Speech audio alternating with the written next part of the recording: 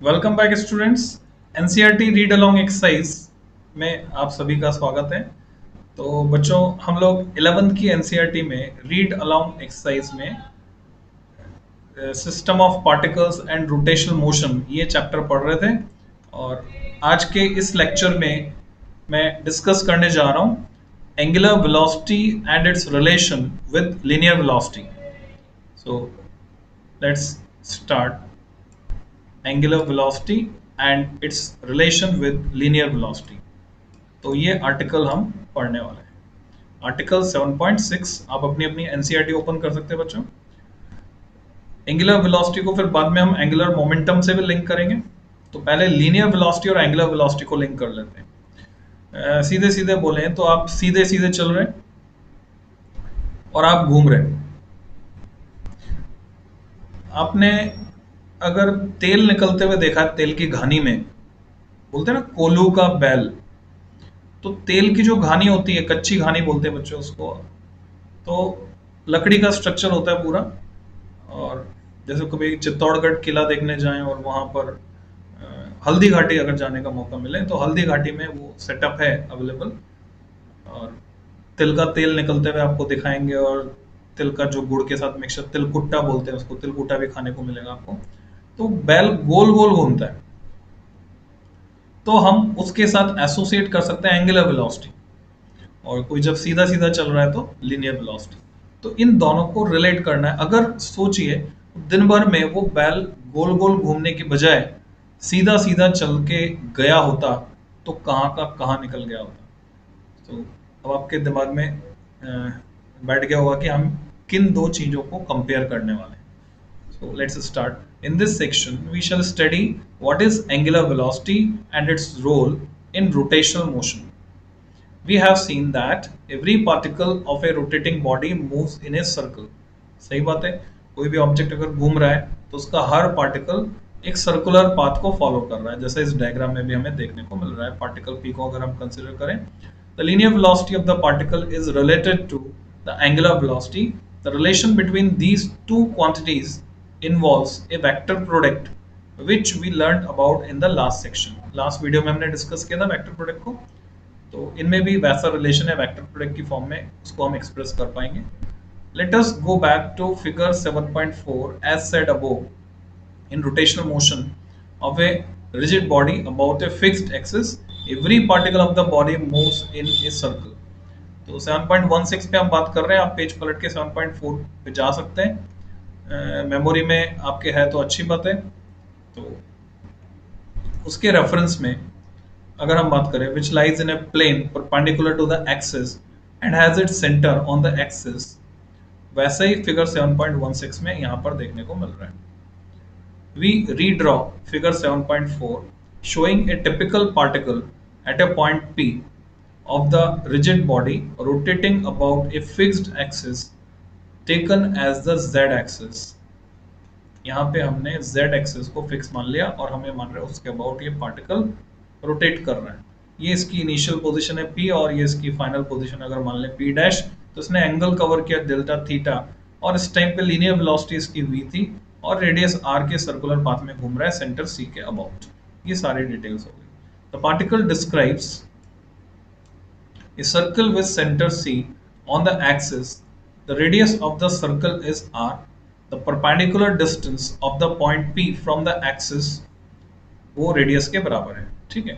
We also show the linear velocity vector v of the particle at P। वो भी हमने दिखाया। It is along the tangent at P to the circle। तो उस direction में ये है। उस डायग्राम को साइमल्टेनियसली देखने के लिए बच्चों में कॉपी करके देखता हूँ उसको, है ना। कॉपी करके अगर वो आ जाता है तो ट्राई कर लेते हैं, जिससे हम साइमल्टेनियसली उसको देख पाएंगे। Let's try it. ये डायग्राम था हमारे पास, और अगर मैं यहां से इसको कॉपी करता हूं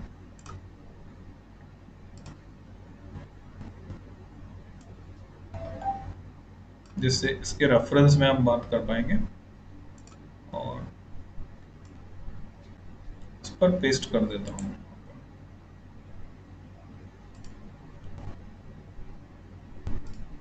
पेस्ट ऑप्शन है, ओके। सो ये डायग्राम है हमारे पास।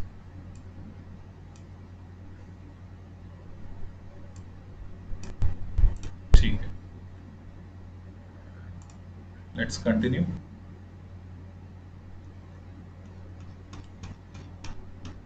सो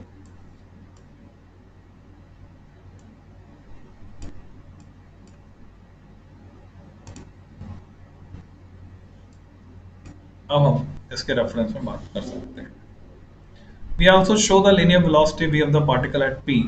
It is along the tangent at p to the circle. ये रही linear velocity, इस circle पर tangent है। Let p dash be the position of the particle after an interval of time delta t. p से p dash तक पहुंच गया, time लगा उसको delta t।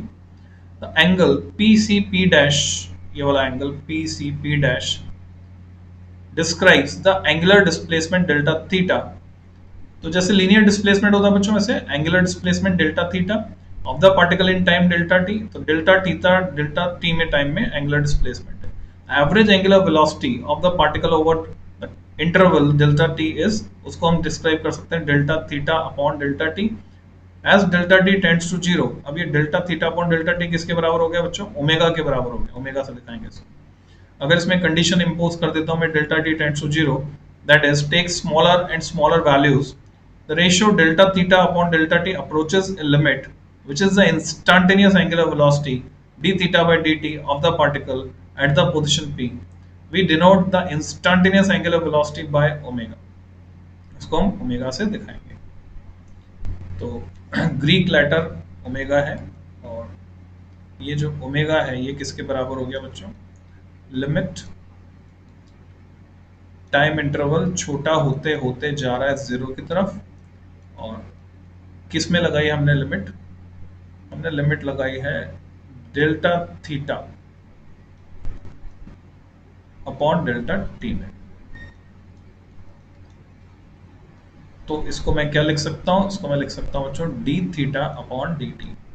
So omega is nothing but D theta upon D T. We know from our study of circular motion that the magnitude of linear velocity v of a particle moving in a circle is related to the angular velocity of the particle omega by the simple relation v equal to omega r। ये relation हमको पता है, where r is the radius of the circle।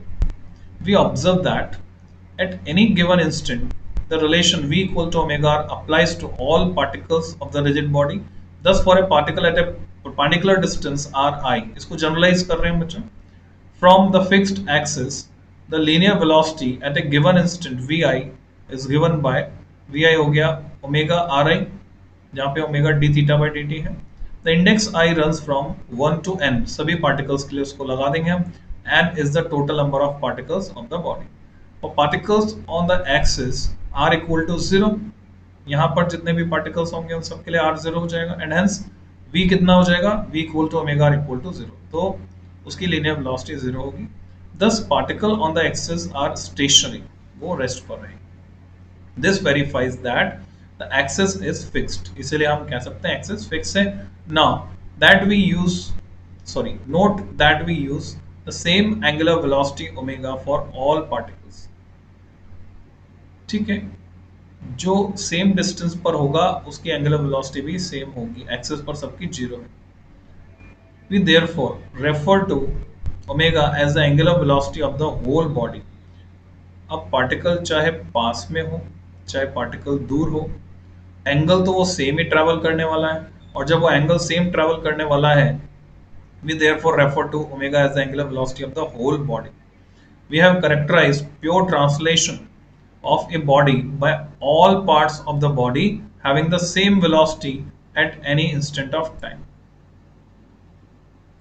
Similarly, we may characterize pure rotation by all parts of the body having the same angular velocity at any instant of time। तो इसका मतलब क्या है इस sentence का, अगर आप समझ पा रहे हैं? इसमें आपको समझाया गया है, हमने प्योर ट्रांसलेशन की बात की तो सारे पार्ट जो थे बॉडी के वो सेम वेलोसिटी से किसी इंस्टेंट पे चल रहे थे, सीधे के सीधे। नहीं तो क्या होगा, कार्टून में देखा ना आपने, बॉडी का एक पार्ट तो आगे चले जाता है, आंखें निकल जाती है बाहर, है ना। मास्क पिक्चर देखिए तो आंखें बाहर निकल गई, बाकी वहीं पर है। तो ऐसा नहीं है ना, साथ के साथ चल रहे। We may characterize pure rotation by all parts of the body having the same angular velocity at any instant of time. इसी तरह से प्योर रोटेशन में जब हम बात करेंगे, प्योर रोटेशन हो रहा है तो बॉडी का हर पार्ट सेम एंगुलर वेलोसिटी से चल रहा है। Note that this characterization of the rotation of a rigid body about a fixed axis is just another way of saying, as in section 7.1, that each particle of the body moves in a circle which lies in a plane perpendicular to the axis has the center on the axis. उसी को कहने का एक अलग तरीका। In our discussion so far, the angular velocity appears to be a scalar. In fact, it is a vector.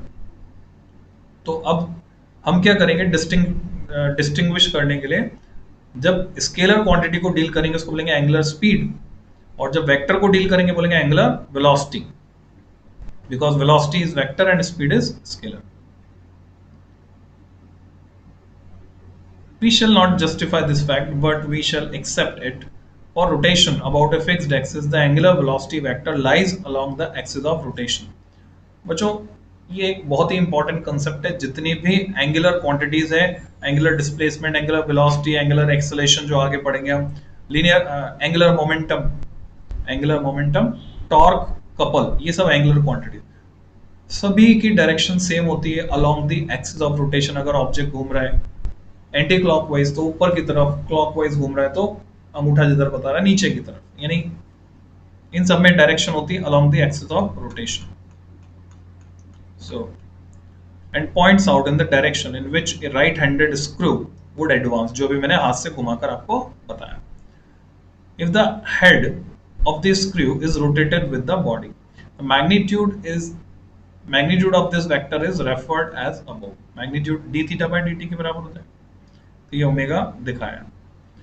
If the head of the right-handed screw rotates with the body, the screw advances in the direction of angular velocity. उधर ही move करेगा। ऐसे घुमाएंगे screw को तो ऊपर जाएगा, ऐसे घुमाएंगे तो नीचे जाएगा। तो ये डायग्राम अब इंपॉर्टेंट है, इसके रेफरेंस में हम बात करेंगे। यहाँ दिख रहा है हमें angular velocity vector omega is directed along the fixed axis, इस डायरेक्शन में है as shown. The linear velocity of the particle p, वो v इस तरह से है, तो v ओमेगा क्रॉस r के बराबर है, ऐसा कह सकते हैं। ओमेगा को r की तरफ घुमाएंगे तो v मिलेगा, ओमेगा को r की तरफ घुमाया तो मिला v। It is perpendicular to both omega and r. v की डायरेक्शन r के भी परपेंडिकुलर है, ओमेगा के भी परपेंडिकुलर है, and is directed along the tangent to the circle described by the particle. We shall now look at what the vector product omega cross r correspond to. तो ये इसका meaning क्या है वो हम समझने की कोशिश करेंगे ओमेगा क्रॉस r का। रेफर टू फिगर 7.17b जो अभी मैंने डिस्क्राइब की, which is a part of figure 7.16, उसी में से निकाल के बनाया हमने उसको ना। जो फिगर आप देख रहे थे इसी में से निकाल कर हमने उसको बना दिया है। The figure shows the vector omega directed along the fixed z-axis and also the position vector r equal to OP. ये गौर कीजिए इस पे ना, एक तो ये r1 distance, r perpendicular distance है, और ये दूसरा अगर मैं ओरिजिन यहां ले लूं तो p का पोजीशन वेक्टर r है।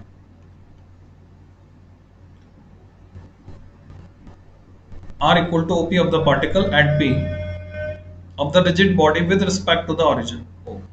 Note that the origin is chosen to be on the axis of rotation. इसी पे लिया हमने origin, ठीक है। So now omega cross r means omega cross OP, omega cross OC plus CP। OC plus CP कहाँ से आया, vector law लगा दिया हमने, OC plus CP equal to OP। कौन सा, ट्राइंगल लॉ कहते हैं इसको, OC plus CP equal to OP। तो ट्राइंगल लॉ हमने लगा दिया।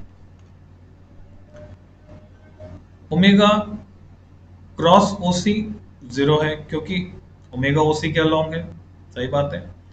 तो इसको डिस्ट्रीब्यूटिव लॉ से अगर खोलेंगे तो ओमेगा क्रॉस ओसी, ओमेगा और ओसी के बीच ये जब जो भी डार्क बोल्ड लेटर्स आप देख रहे हैं सब वेक्टर क्वांटिटी बच्चों, यानी आपको बहुत और ज्यादा अच्छे से समझाना तो मैं इसमें एरो लगाकर बता सकता हूँ। तो ओमेगा क्रॉस ओसी तो जीरो है क्योंकि sine theta sine zero zero हो गया। अब बचा ओमेगा क्रॉस सीपी, यानी ओमेगा क्रॉस आर किसके बराबर है, ओमेगा क्रॉस सीपी के बराबर है। The vector omega cross CP is perpendicular to omega, that is to CP, the z axis, and also to the radius of the circle described by the particle at P. It is therefore along the tangent to the circle at P. इसलिए इसकी direction उधर जाएगी। Also the magnitude of omega cross CP is omega CP. Since omega and CP are perpendicular to each other, तो theta 90 होने से sin 90 1 हो गया। We shall denote CP by R perpendicular and not by R as we did earlier. उससे क्या clarity आ जाती है, हम उसको क्या लिख रहे हैं, R perpendicular. thus omega cross R is a vector of magnitude omega R perpendicular and is along the tangent to the circle described by the particle at P. The linear velocity vector V at P has the same magnitude and direction, thus V हो गया omega cross R. In fact, the relation 7.20 holds good even for rotation of a rigid body with one point fixed. किसी भी body को आपको घुमाना तो एक point तो फिक्स लेना ही पड़ेगा, जैसे हाथ में तश्तरी पकड़ के घुमाई होगी आपने, है ना। फॉर एग्जांपल मैं इसको घुमाना चाहता हूं तो ये फिक्स पॉइंट इसके अबाउट ही तो घुमाऊंगा, एक फिक्स पॉइंट के अबाउट ही घूमेगा। We note that for rotation about a fixed axis, the direction of vector omega does not change with time. वो तो along the axis of rotation रहेगा। Its magnitude में however change from instant to instant, object तेज चल रहा है या धीरे चल रहा है, एंगल कितना कवर हो रहा है, both the magnitude and direction of omega may change from instant to instant. Magnitude, okay, its magnitude may however change from instant. For the more general rotation क्या है, आगे भी जा रहा है कुछ, more general rotation plus translation, rolling हो गया। सिंपली प्योर रोटेशन की बात करें तो वहां तो एक्सिस चेंज नहीं हो रहा, एक्सिस डायरेक्शन चेंज नहीं हो रही। Both the magnitude and direction of omega may change from instant to instant. घूमते घूमते अगर उसका एक्सिस फिक्स नहीं है, वो भी चेंज हो रहा है रोटेशन का एक्सिस। जैसे फॉर एग्जांपल लट्टू घुमाया आपने, है ना, प्रिसेशनल मोशन की हमने बात की थी, तो उसका एक्सिस भी चेंज होता है लट्टू, तो लट्टू का एक्सिस भी चेंज हो रहा है तो उसको बोलेंगे मोर जनरल रोटेशन। तो वहां पर एक्सिस की डायरेक्शन भी चेंज हो रही है बच्चों, तो ओमेगा की डायरेक्शन भी चेंज हो रही है। आप समझ गए होंगे। इसके लिए क्या एक्सपेरिमेंट करना है आपको बच्चों, सिक्का फ्लिप किया होगा आपने, तो सिक्का लेना, ऐसे पकड़ के फिर उसे घुमाते हैं ना, ऐसे मार के वो गोल गोल गोल गोल घूमता है, आवाज आती है बढ़िया। तो सिक्का घुमाकर उसके रोटेशनल मोशन, उसके किसी पॉइंट के मोशन को ऑब्जर्व करो इस पॉइंट ऑफ व्यू से, तो आपको ये कंसेप्ट एकदम क्लियर हो जाएगा। तो बच्चों इस लेक्चर में इतना ही। नेक्स्ट लेक्चर में मैं डिस्कस करूंगा एंगुलर एक्सेलेरेशन। मिलते हैं जल्दी ही। Happy learning.